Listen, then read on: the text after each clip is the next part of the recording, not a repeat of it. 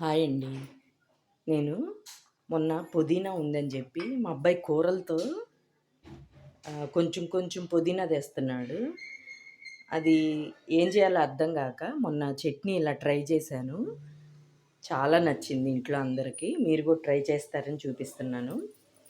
ఏం లేదండి, అసలు మనం పొయ్యి ముట్టించక్కర్లేదు. చట్నీ వేసేసుకోవచ్చు. పుదీనా కొంచెం, కొద్దిగా కొత్తిమీర,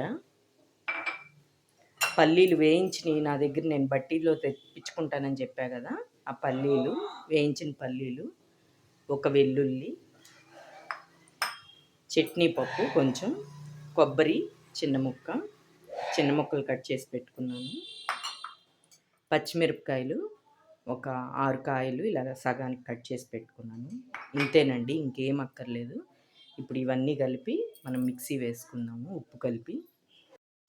ఇదిగోండి, టేస్ట్కి తగినంత ఉప్పు వేసి రన్ చేసేస్తాను మిక్సీలో. ఇదిగోండి, చట్నీ వేసేసాను.